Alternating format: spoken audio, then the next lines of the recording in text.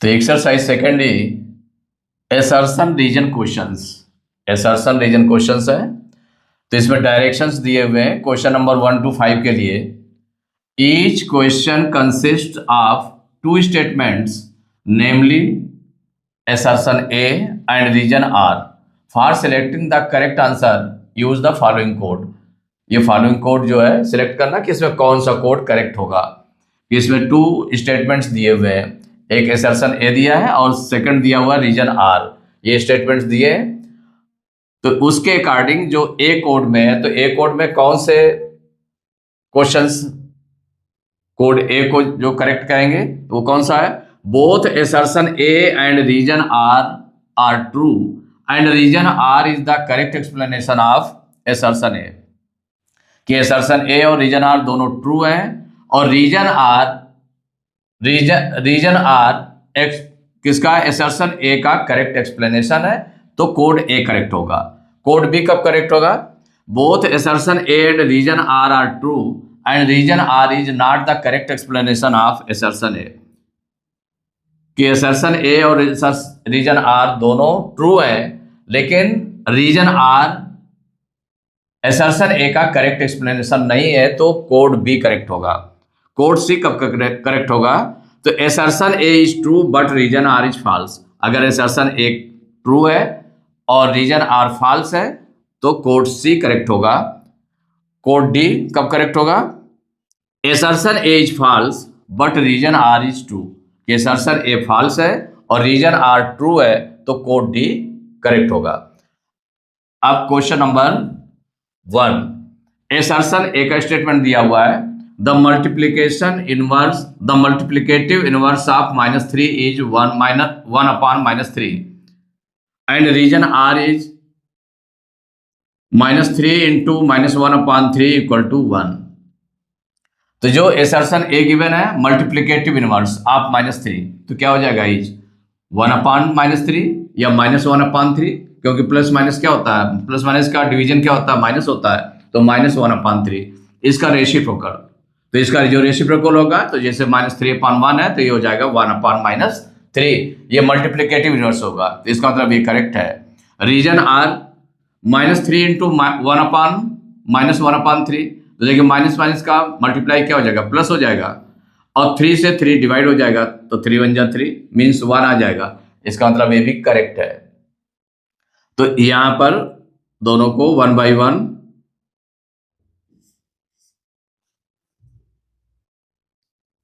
देखिए सॉल्व करेंगे। जैसे तो सॉल्व करेंगे तो एसर्शन ए, सबसे पहले एसर्शन ए है, एसर्शन ए को वेरीफाई करते हैं। तो एसर्शन ए, ये जो स्टेटमेंट गिवन है एसर्शन ए में, द मल्टीप्लिकेटिव इनवर्स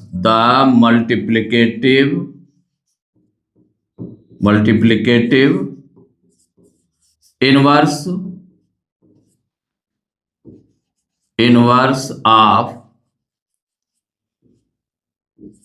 -3 इज -1/3। -1/3 या 1/-3 दोनों सेम है, तो 1/-3। तो ये आपका स्टेटमेंट कैसा है कि इट इज ट्रू। क्या है? It is true. It is true माने ये ट्रू है। अब देख लेते हैं रीजन आर को। तो रीजन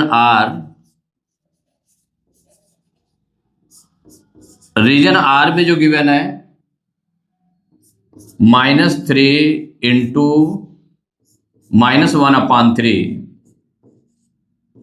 इक्वल हो जाएगा 1 के। तो अगर इसको हम सॉल्व करना चाहें तो सॉल्व कर सकते हैं कि अगर हम लेफ्ट हैंड साइड को अगर सॉल्व करें तो लेफ्ट हैंड साइड ले, तो इसका मतलब हो गया लेफ्ट हैंड साइड को अगर हम लेकर के करते हैं तो लेफ्ट हैंड साइड क्या है? -3 into 1/3 तो 3 से 3 देखिए डिवाइड हो गया, 3 1 जा 3 3 1 जा 3, तो कितना आ गया ये? -1 into -1। तो अब इसको अगर मल्टीप्लाई करेंगे तो माइनस माइनस का मल्टीप्लाई प्लस हो जाएगा, 1 1 जा 1, तो प्लस का 1 आ गया, मीन्स हो गया राइट हैंड साइड के इक्वल हो गया। किसके इक्वल हो गया? राइट हैंड साइड के इक्वल हो गया। तो इट इज आल्सो ट्रू, तो reason R is true. Therefore reason R is true, reason R is true. अब देखिए ये भी ट्रू हो गया, असर्शन ए भी ट्रू हो गया और रीजन आर भी ट्रू हो गया, तो बोथ आर ट्रू। अब इसमें देख लें कि both, since both assertion A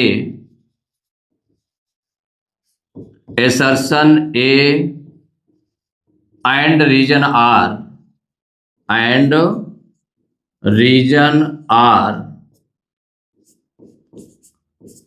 are true।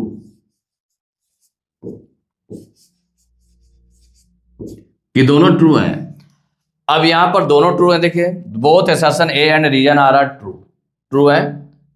और इसमें क्या चीज है, रीजन आर का देखें कि जब दोनों ट्रू है तो अब इसमें देखना पड़ेगा कि रीजन आर इसका करेक्ट एक्सप्लेनेशन है कि नहीं है, तो ये भी देखना पड़ेगा।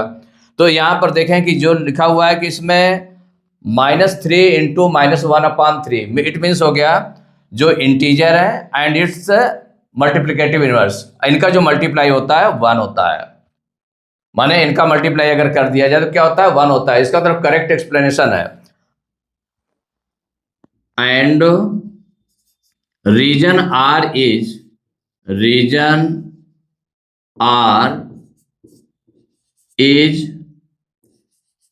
The correct explanation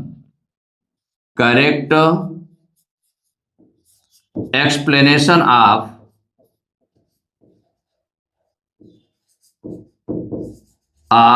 assertion A। माने assertion A का एक करेक्ट एक्सप्लेनेशन है कि जो हमने मल्टीप्लिकेटिव इनवर्स किसी भी इंटीजर का निकाला, अगर उनको हम मल्टीप्लाई करें तो क्या आ जाएगा, 1 आ जाएगा। It means correct explanation of assertion A।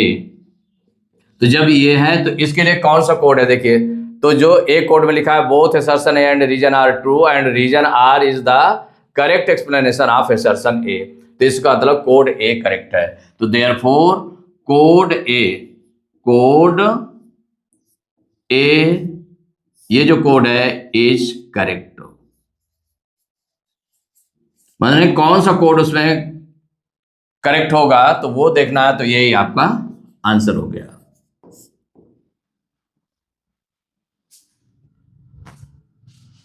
इसका क्वेश्चन नंबर 2 है, assertion A में गिवन है consider the integers -6 and +7, we have -6 +7 equal to -6 -7 equal to -13।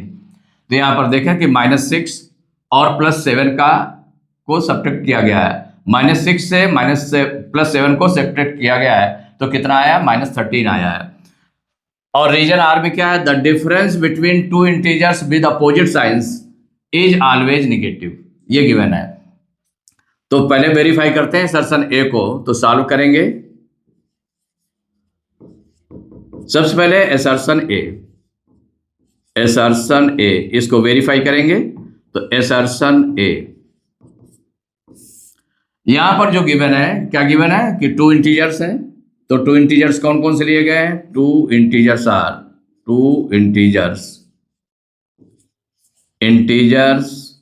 Are -6 and +7, ये दोनों दिए हुए हैं। अब इनका डिफरेंस निकालना है, तो डिफरेंस ऑफ इंटीजर्स क्या हो जाएगा, डिफरेंस ऑफ इंटीजर्स। तो इनका जो डिफरेंस होगा, तो डिफरेंस में क्या निकल आएगा कि -6 से हम किसको माइनस करते हैं, -+7 को अगर हम माइनस करते हैं तो ये क्या बन जाएगा, देखिए -6 ब्रैकेट को ओपन करेंगे तो माइनस प्लस का मल्टीप्लाई क्या हो जाएगा, -7। दोनों सेम साइन में है, तो जब दोनों सेम साइन में है तो ऐड हो जाएंगे, तो ऐड करेंगे तो 6 और 7 कितना हो जाएगा, 13, चूंकि माइनस के नंबर है इसलिए -13, यही आया। इसका मतलब हो गया, देयरफॉर हो गया assertion A इज ट्रू, कि assertion A ट्रू है, assertion A इज ट्रू, ये निकल आया। अब देखिए रीजन आर को वेरीफाई करते हैं। तो रीजन आर में जो गिवन है, the difference between two integers with opposite signs is always negative, ये दिया ना, the difference between two integers, माने किन्हीं टू इंटीजर्स का अगर डिफरेंस निकालें विद अपोजिट साइन, अगर अपोजिट साइन के हैं, इज ऑलवेज निगेटिव, कि वो निगेटिव होंगे। तो लेट कर लिया आपने, सपोज करिए कि इसके लिए फॉर एग्जांपल आपने लेट किया, फॉर एग्जांपल आप लेट कर ले टू इंटीजर्स को, फॉर एग्जांपल इसके अकॉर्डिंग आपने किया कि the difference between two integers with opposite signs, माने अपोजिट साइन के होना चाहिए, इज ऑलवेज निगेटिव कहा गया, तो ऑलवेज निगेटिव होता है। तो अब इसको हमें देखना है कि कैसे, क्या निगेटिव होता है कि नहीं निगेटिव होता है।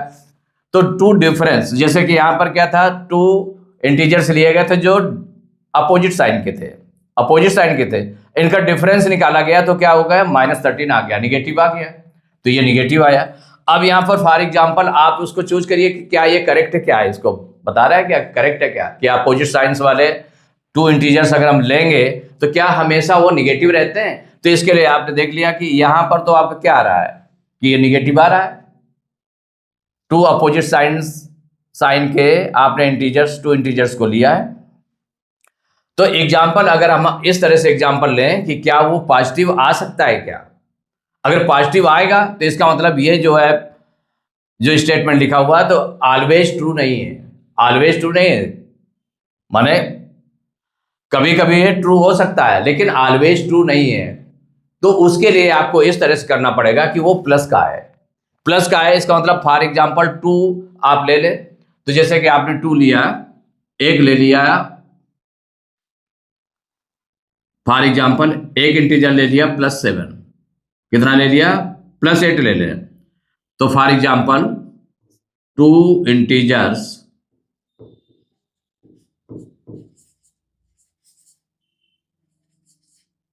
बी, कौन कौन से ले लिए आपने, एक लिया +8, कितना ले लिया, +8 ले लिया,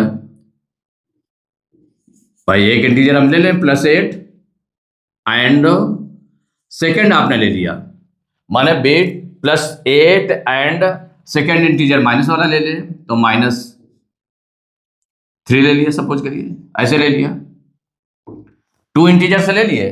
तो अब इनका अगर डिफरेंस निकाले तो डिफरेंस ऑफ इंटीजर क्या हो जाएगा, तो डिफरेंस ऑफ इंटीजर्स,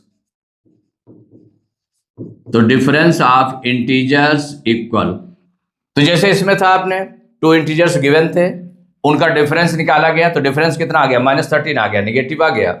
लेकिन यहां पर डिफरेंस ऑफ इंटीजर्स निकालना है तो दोनों अपोजिट साइन वाले इंटीजर्स हैं, तो इनका डिफरेंस निकालेंगे तो +8 से माइनस करेंगे किसको, माइनस करेंगे -3 को, डिफरेंस निकालना है तो इक्वल क्या हो जाएगा, ये तो प्लस का 8 हो जाएगा, ओपन करेंगे, और ये माइनस माइनस +3।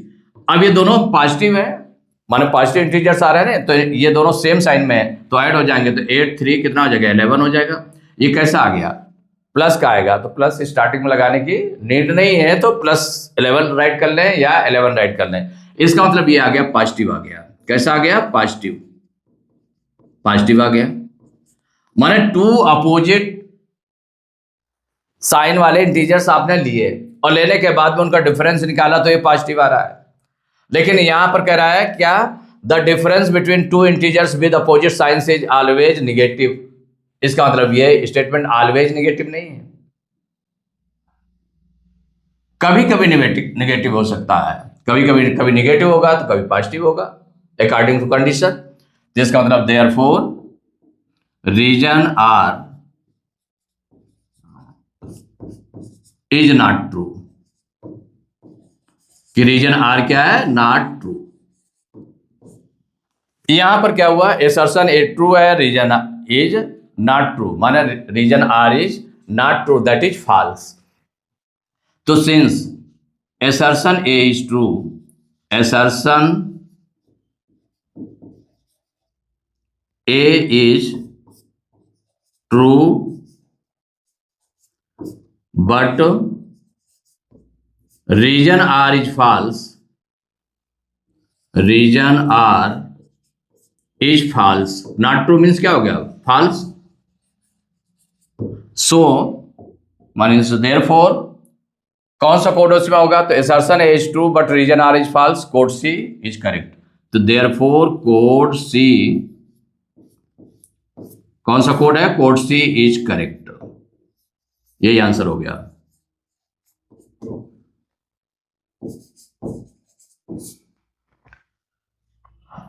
अब इसका क्वेश्चन नंबर है next, question number 3।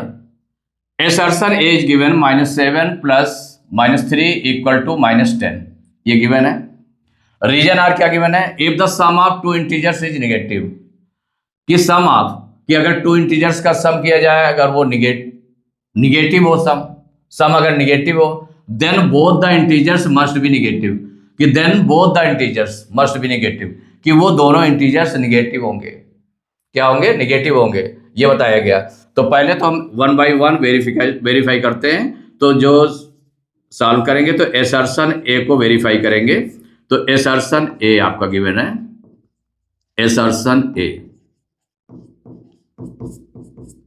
assertion A में क्या लिखा हुआ है? -7 प्लस -3 इक्वल टू -10। देखें इसका कैलकुलेशन करेक्ट है कि नहीं करेक्ट है। तो लेफ्ट हैंड साइड ले लेते हैं। तो देखिए लेफ्ट हैंड साइड इक्वल क्या है हमारा? -7 प्लस -3 है। अब इसको सॉल्व करेंगे तो देखिए ब्रैकेट को ओपन कर लें तो -7 हो गया, और ये प्लस माइनस का मल्टीप्लाई -3, दोनों सेम साइन में ऐड हो जाएंगे। तो 7 3 को ऐड करेंगे 10 आ जाएगा, माइनस के नंबर है इसलिए माइनस का 10 आ गया। तो -10 इट मीन्स क्या हो गया? कि ये आपका राइट हैंड साइड के इक्वल आ गया। तो therefore assertion A is true, assertion A क्या हो गया? ट्रू हो गया। जो इसका कैलकुलेशन दिया हुआ था, क्वेश्चन दिया हुआ था, तो वो स्टेटमेंट दिया हुआ था, तो उसको सॉल्व करके देखा गया, वो ट्रू आ रहा है। तो assertion A इज ट्रू, तो ये ट्रू हो गया। अब रीजन R को वेरीफाई करते हैं। तो रीजन R, देखिए रीजन R में जो गिवन है, if the sum of two integers is negative, माने टू इंटीजर्स आप ले, उसका सम क्या आ जाएगा? निगेटिव आ जाए। तो कहा गया then both the integers must be negative, कि वो दोनों इंटीजर्स निगेटिव होना चाहिए। तो निगेटिव सम लाने के लिए, माने सम निगेटिव में आए, इसके लिए हम टू इंटीजर्स कोई भी लेट करके देख लेते हैं। क्या ऐसा होता है क्या? अब यहां पर तो हो गया कि दोनों निगेटिव इंटीजर्स थे, माने सम निगेटिव था, तो दोनों इंटीजर्स भी निगेटिव है। तो इसको वेरीफाई करना क्या आधार उसके लिए भी रूल के लिए लागू हो सकता है क्या? जो इसने कहा कि if the sum of two integers is negative, अगर टू इंटीजर्स का सम निगेटिव है then both the integers must be negative. तो आप ऐसे ले लें, यहां पर लेट एग्जांपल में आपको ले लें टू इंटीजर्स, आपने दोनों निगेटिव इंटीजर्स नहीं लिए, both the integers must be negative, कि दोनों इंटीजर्स निगेटिव होंगे। तो आपने कोई एक प्लस का ले लिया और एक माइनस का ले लिया। लेट टू इंटीजर्स बी, आपने कौन कौन से ले लिए? तो ऐसा लें कि प्लस का भी ले इंटीजर और एक माइनस का भी ले, लेकिन जो उनका सम आए, तो सम क्या है? निगेटिव इंटीजर आए। तो सम निगेटिव इंटीजर कब आएगा? जब निगेटिव इंटीजर बड़ा होगा। निगेटिव इंटीजर माने उसकी जो न्यूमेरिकल वैल्यू होगी वो बड़ी होगी। तो लेट टू इंटीजर्स भी, आपने एक ले लिया, सपोज करिए +2 ले लिया, एंड एक ले लिया आपने -8, इस तरह से ले लिया। ये टू इंटीजर्स ले लिए। अब इनको वेरीफाई करके देखें कि जो नेगेटिव इंटीजर्स, एक तो नेगेटिव इंटीजर है और एक पॉजिटिव इंटीजर्स है।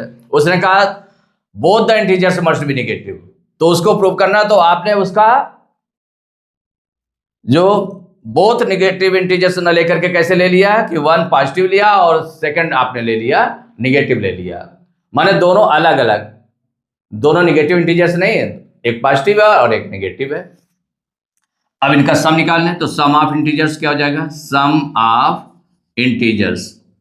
इंटीजर्स करके देख लें। इसमें देखिए सम ऑफ इंटीजर्स इक्वल टू क्या हो जाएगा? एक तो +2 को प्लस करेंगे किससे? -8 से। तो जब इसको हम प्लस करेंगे, ब्रैकेट ओपन कर लें, तो ये तो प्लस का 2 हो गया, और प्लस माइनस का मल्टीप्लाई -8, ब्रैकेट ओपन कर लिया। अब ये दोनों अपोजिट साइन में है, ये प्लस का 2 है, माइनस का 8 है, अपोजिट साइन में सब्ट्रैक्ट हो जाएगा, तो 8 में 2 माइनस करेंगे 6 आ जाएगा। और जो बड़े नंबर का साइन, तो बड़े नंबर का साइन क्या है हमारा, माइनस है, तो माइनस का 6 आ गया, तो ये निगेटिव आ गया ना, क्या आ गया, निगेटिव आ गया, माने जो इसका सम है वो निगेटिव आ गया। किसमें आ गया, -6 में से निगेटिव, सम जो है निगेटिव आ रहा है, तो उसने कहा if the sum of integers is negative, तो निगेटिव है इंटीजर्स, तो both the integers must be negative, तो दोनों इंटीजर्स क्या निगेटिव आपने लिए हैं क्या, नहीं, एक प्लस का लिया है, पॉजिटिव लिया है, और एक निगेटिव लिया है, तो देयरफॉर हो जाएगा, तो clearly reason R is false,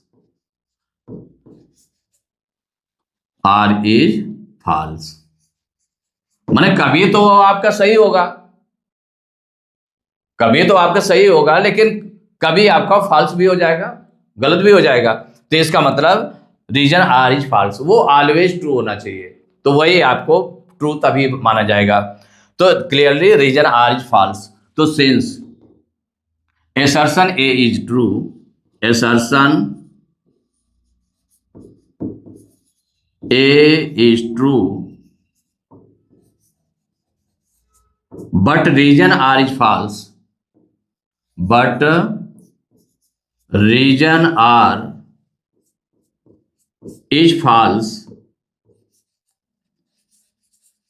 therefore जब assertion A ट्रू है और रीजन फॉल्स है, तो कौन सा कोड है, कोड सी, तो therefore code C is correct, यही आंसर हो गया।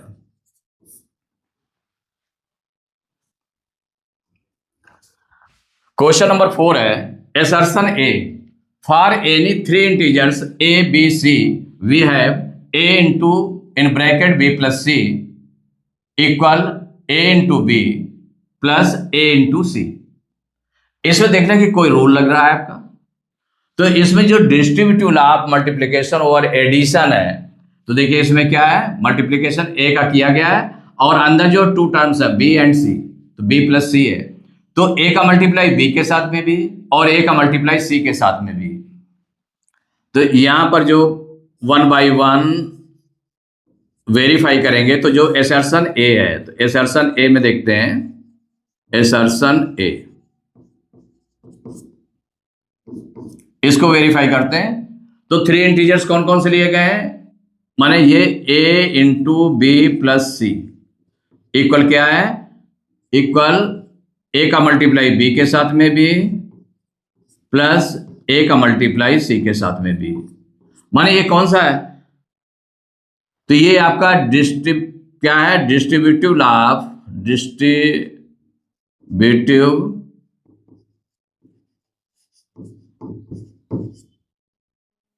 प्रॉपर्टी या law of multiplication over addition,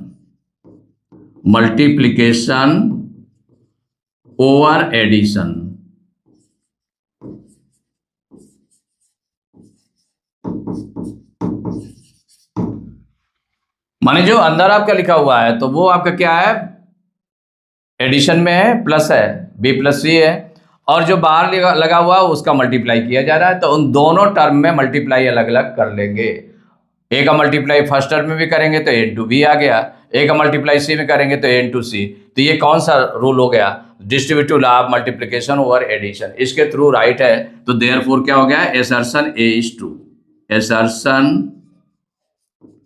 A is true, ये ट्रू हो गया। अब देखिए रीजन आर को वेरीफाई करते हैं, तो रीजन आर में जो गिवन है, the associative law of multiplication holds for integers, क्या इसमें दिया हुआ स्टेटमेंट क्या दिया है, the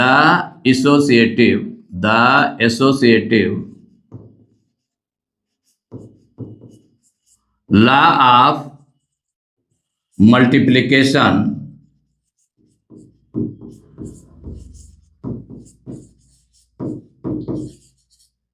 the the associative law of multiplication holds for integers, holds for integers माने इंटीजर्स में अगर एसोसिएटिव लॉ में कितने इंटीजर सेलेक्ट किए जाते हैं, थ्री लिए जाते हैं। तो जो एसोसिएटिव लॉ ऑफ मल्टीप्लिकेशन है होल्ड्स फॉर इंटीजर्स, इंटीजर्स के लिए होल्ड करता है। मीन्स हो गया a इंटू बी इंटू सी, माने ग्रुप उसमें केवल चेंज होता है, b इंटू सी इक्वल, तो यहां पर क्या हो गया, therefore a into B into C equal to हो जाएगा a into B, group change कर दिया, a और b का पहले मल्टीप्लाई, इसमें b और c का पहले मल्टीप्लाई था, फिर a से मल्टीप्लाई किया गया था, यहां पर a और b का पहले मल्टीप्लाई इंटू c, इसके इक्वल हो जाएगा।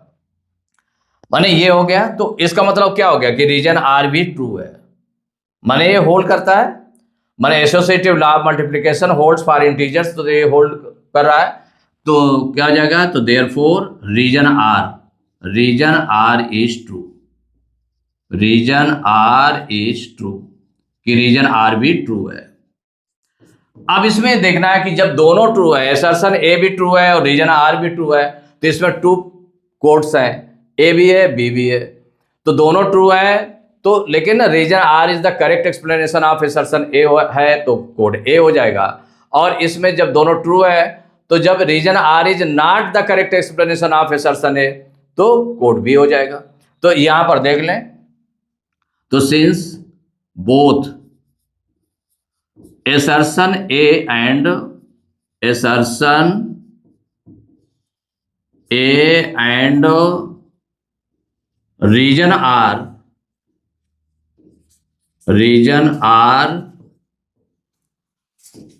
are true, and अब करेक्ट एक्सप्लेनेशन देखना, तो ये देखिए एसोसिएटिव लॉ को डिनोट कर रहा है, और ये जो आपका असर्शन ए है वो किसको, डिस्ट्रीब्यूटिव लॉ को डिकोड कर रहा है। तो इसका मतलब हुआ कि जो रीजन आर है उसका करेक्ट एक्सप्लेनेशन नहीं है। अगर ये डिस्ट्रीब्यूटिव लॉ को उसको डिकोड करता तो इसका मतलब है कि वो आपका करेक्ट एक्सप्लेनेशन हो जाता है, लेकिन इसमें रीजन आर में एसोसिएटिव लॉ बताया गया है और इसमें डिस्ट्रीब्यूटिव लॉ का यूज हो रहा है, तो करेक्ट एक्सप्लेनेशन नहीं है। And reason R is not the correct explanation, not the correct explanation of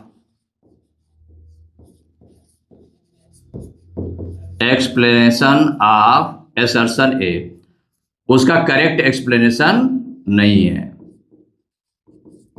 तो देयरफॉर, तो जब करेक्ट एक्सप्लेनेशन नहीं है तो कौन सा होगा, कोड बी। तो therefore code B is correct, code B, कौन सा code, code B is correct, यही आंसर हो गया।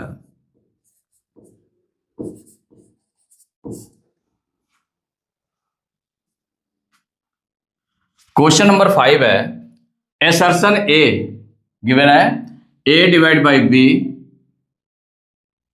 इन ब्रैकेट हो गया divide C not equal to A divide by in bracket B divide by C for all integers A B C. माने जो division में, तो division on integers is not associative, यही हुआ ना। तो जैसे रीजन आर में लिखा है division on integers is not associative, कि अगर एसोसिएटिव प्रॉपर्टी को फॉलो नहीं करते हैं, डिवीजन में एसोसिएटिव प्रॉपर्टी को फॉलो नहीं करते, उसमें 3 इंटीजर्स लिए जाते हैं। तो 3 इंटीजर्स में सपोज करिए यहाँ पर ए बी सी लिया गया है, तो उसके अकॉर्डिंग तो ये करेक्ट है, माने एसोसिएटिव लॉ के अकॉर्डिंग तो ये करेक्ट है ना, ट्रू है। लेकिन for all integers A B C, माने पूरे इंटीजर्स के लिए, तो अब पूरे इंटीजर्स के लिए आपको देखना पड़ेगा कि करेक्ट है कि नहीं करेक्ट है। माने जो सिंपली कि सभी के लिए करेक्ट हो, division on integers is not associative, कि मान लो किसी के लिए करेक्ट होगा, किसी के लिए नहीं करेक्ट होगा, तो जो नॉट करेक्ट है, तो इसका मतलब है कि डिवीजन सभी के लिए करेक्ट अगर होगा, सभी के लिए करेक्ट होगा तो वो एसोसिएटिव है। अगर किसी एक सिंगल के लिए भी, अगर सपोज करिए कि सिंगल के लिए भी वो एसोसिएटिव नहीं है, तो इसका मतलब है कि वो इंटीजर्स नॉट एसोसिएटिव है। माने ये रूल अगर किसी एक के लिए भी तो वो नॉट एसोसिएटिव हो गया। अब यहां पर देख लें कि ये कहा गया फॉर ऑल इंटीजर्स एबीसी, सभी इंटीजर्स के लिए ये नॉट इक्वल है। तो सभी इंटीजर्स के लिए नॉट इक्वल है क्या, आप पहले देख लें। तो 1 बाई 1 को वेरीफाई करेंगे यहां पर। तो जैसे सपोज करिए कि वेरीफाई करते हैं असर्शन ए के लिए, असर्शन ए। तो असर्शन ए में जो आपका ये गिवन है,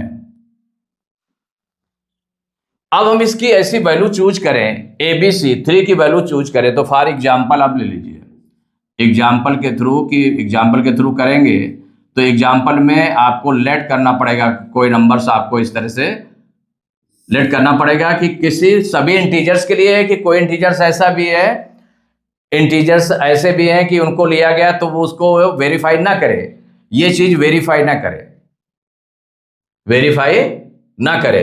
तो आप देखें for example A divide by B divide C. तो यहां पर हम क्या वैल्यू क्या लें, देखिए ए यहां भी है स्टार्टिंग में, ए डिवाइड बाई बी करें या बी डिवाइड बाई सी करें, माने ए आपका इस पे आ जाता है। ए की हम कोई भी वैल्यू ले सकते हैं, लेकिन बी के लिए, बी और सी के लिए, तो यहां पर चूंकि बी से बी डिकोड करने पर, माने बी से बी इसको डिवाइड करने पर कोई डिफरेंस ना आए और सी से बी डिवाइड करने पर कोई डिफरेंस ना आए, तो ऐसी वैल्यू चूज करते हैं, ऐसी वैल्यू चूज करते हैं। ये अगर बी डिवाइड सी करें तो बी डिवाइड बाई सी। अगर सपोज करिए कि हमने ले लिया बी की वैल्यू हमने ले लिया 4 और इसकी वैल्यू ले लिया 2 ले लिया, और यहां ए की वैल्यू आपने ले लिया सपोज करिए 6 ले लिया, 6 ले लिया। तो जब 6 वैल्यू ले लिया तो यहां पर B, A divide by B, तो बी की वैल्यू हमने कितनी ली है, यहां पर 2 ली है। तो 2 से हम अगर 6 को डिवाइड करेंगे या 6 या 8 ले लें, तो 2 से अगर सपोज करिए हमने इस तरह से किया कि अगर ए डिवाइड बाई बी क्या है, ए डिवाइड बाई बी डिवाइड सी, इस तरह से है। यहां पर क्या लिया है, ए को आपने ले लिया 8, बी को ले लिया 2 और सी को ले लिया 1।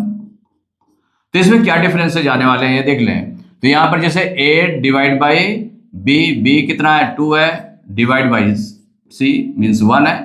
तो 2 से इसको डिवाइड करेंगे तो 2 4 जाए 8, 4 आ गया, 4 डिवाइड बाई 1 हो जाएगा, मीन्स कितना हो जाएगा 4, ये 4 आ गया। अगर इसको राइट साइड को हम अगर करते हैं तो A divide by B divide by C, अगर इसको हम लेंगे, इसको सपोज करिए लेते हैं, तो यहां पर 8 की वैल्यू तो 8 रख दी, ए की वैल्यू डिवाइड बाई बी की वैल्यू रख दी, कितने लिए है 2 लिए है, तो 2 राइट कर दिया, डिवाइड बाई सी को कितना लिया 1 ले लिया। तो यहां पर 8 डिवाइड बाई, और 1 से 2 को हम डिवाइड करेंगे तो 2 आ जाएगा, 2 से 8 को डिवाइड करेंगे तो कितना आ जाएगा 4 आ जाएगा। तो आप देख रहे हैं ना इसमें कि ये वैल्यू ले ली 4 इक्वल टू 4, दोनों सेम आ रहे हैं। क्या आ रहे हैं दोनों, ये तो सेम आ रहे हैं। मानो सपोज करिए कि आपने ऐसे वैल्यू ले ली, कोई भी ऐसी वैल्यू ली कि जिससे डिवाइड इजीली हो जाता है, इस तरह की आप वैल्यू आप चूज करते हैं। तो यहां पर देखिए जब फर्स्ट लेफ्ट साइड में आप राइट करते हैं तो लेफ्ट साइड में आपको 4 आया, देखिए 4 आया है, और राइट साइड में भी जो वैल्यू रखी गई राइट साइड में, तो राइट साइड में भी 4 आ रहा है, तो ये तो इक्वल आ रहा है। तो यहां पर लेट कर लिया, let A equal to 8, B equal to 2 and C equal to 1, ये ले लिया आपने। अब लेफ्ट हैंड साइड को हम ले लें, तो जो आपका ये लिखा हुआ है ए divide by B divide by C not equal A divide by B divide by C, not equal इसके। तो आपने क्या लिया इसमें, लेफ्ट हैंड साइड को सॉल्व कर लेते हैं। तो left hand side equal to क्या है, ए डिवाइड बाई बी ब्रैकेट में डिवाइड सी इक्वल, अब इसमें ए की वैल्यू कितना रखेंगे 8, बी की वैल्यू रखेंगे 2, तो 8 divide by 2 in bracket, bracket close हो गया, डिवाइड सी की वैल्यू कितनी रख दी 1। अब इसको सॉल्व करते हैं, तो देखिए 2 से 8 को हम डिवाइड करेंगे तो 2 4 जा 8, 4 आ गया। 4 से किसको किया, 4 से डिवाइड करेंगे 1 को, नहीं 1 से 4 को डिवाइड करेंगे, 4 डिवाइड बाई 1 आ गया, तो 1 से 4 को डिवाइड करेंगे तो कितना आ गया, 4 आ गया।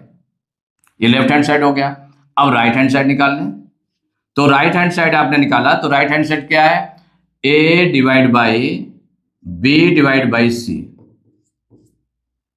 इक्वल, तो यहां ए की वैल्यू 8 रख दी, डिवाइड बाई बी की वैल्यू कितनी रखी, 2 डिवाइड बाई सी की वैल्यू रख दी 1 इक्वल, तो 8 डिवाइड बाई 1 से 2 को हम डिवाइड करेंगे तो कितना आ जाएगा, 1 2 जा 2, और 2 से 8 को डिवाइड करेंगे कितना आ जाएगा, 4 आ जाएगा। इट मीन्स हो गया कि ये लेफ्ट हैंड साइड और राइट हैंड साइड इक्वल हो गए, ये दोनों क्या हो गए, इक्वल हो गए। Left hand side equal to right hand side equal to equal है, माने इस वैल्यू के लिए जो वैल्यू आपने रखी थी, इसमें ए की वैल्यू 8, बी की वैल्यू 2 और सी की वैल्यू 1। लेकिन ज्यादातर केसेज में क्या होता है कि डिवीजन में कि वो नॉट इक्वल है, माने नॉट इक्वल फॉर एसोसिएटिव, तो नॉट एसोसिएटिव है, तो उसके लिए नॉट एसोसिएटिव है। लेकिन ये वैल्यू आपने पुट करी, तो पुट करने के बाद में दोनों साइड इक्वल आ गए, इसका मतलब ये जो फॉर ऑल इंटीजर्स का आ गया है, तो देयरफॉर, तो ये जो कहा गया for all integers ABC this is not equal to this, इसका मतलब ये आपका क्या है, असर्शन ए इज फॉल्स है। तो देयरफॉर, तो clearly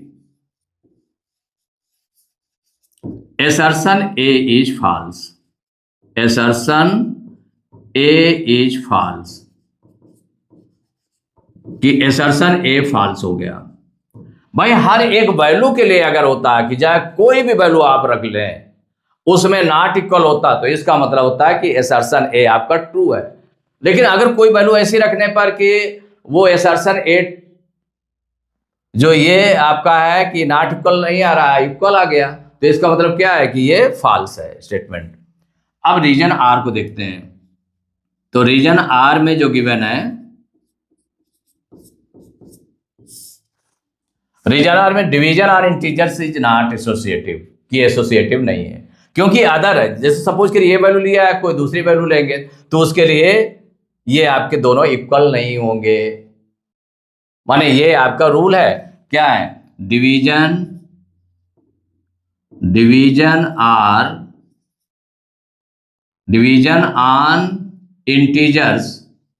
on integers is not associative,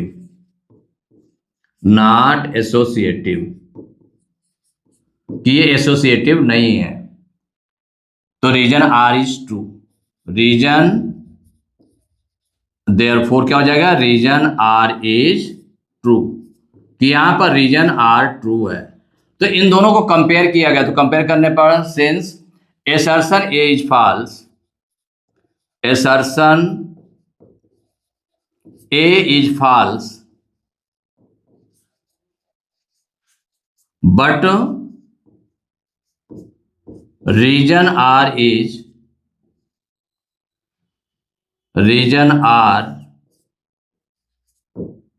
true, therefore कौन सा कोड हो जाएगा इसमें जो कोड आएगा, तो कोड कौन सा हो जाएगा, तो assertion A is false but reason R is true, तो इसमें कौन सा कोड है, कोड डी, तो देयरफॉर